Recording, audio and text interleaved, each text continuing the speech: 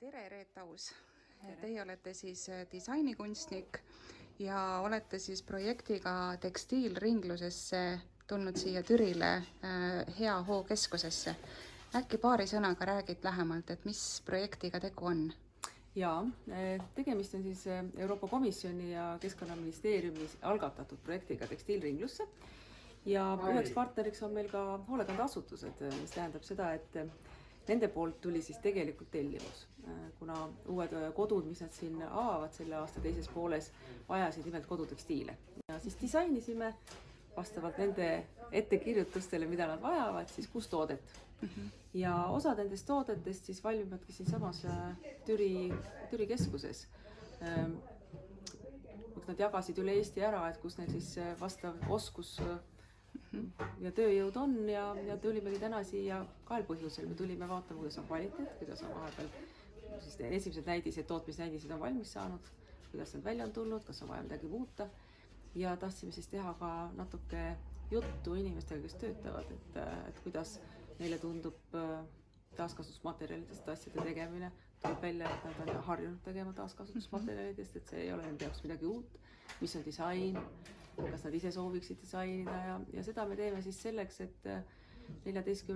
septembril me paneme välja selle projekti näituse Tallinnas disainiva festivalil ja sellel näitusel ei ole mitte ainult siis seesama keskkonna aspekt, et kuidas siis mingi ühte liiki ülejääk ringlusse tagasi suunata, me räägime siis tekstiilijäätmest, vaid ka hästi tugev sotsiaalne aspekt, et me olemegi teinud siis kõik need tooted koostöös Hea Hoog ja Tallinna vanglaga, kus siis naiskinnipeetavad on õmmelnud siis ühe osa toodetest.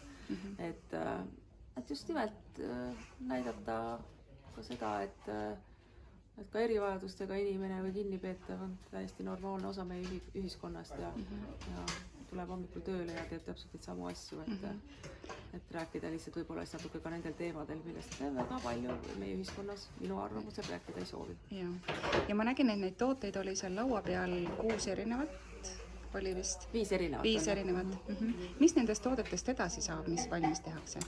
Kõik need tooted lähevad hoolekandeasutuse uutesse kodudesse üle Eesti. Need uued kodud nüüd siin septembrist hakkavad nad neid vaikselt avama, mis on ka keskkonnasäästlikult ehitatud hooned kõik. Ja need lähevad siis kasutusse. Ja tavainimesed neid kuskilt osta saavad? Me plaanime küll niimoodi, et kui meil see projekt saab läbi, et siis et Hea Hoog on öelnud, et nad sooviksid tooteid edasi toota, siis need võiksid jääda küll nende valikusse ja siin on ikkagi mõned tooted on täitsa vahvad ja põll ja kott ja padi, mis on väga lihtsalt kasutatavad. Et ma arvan küll et need jäävad hiljem nende tootmisesse. Väga hea. Selge, aga aitäh teile ja palju jõudu! Suur aitäh!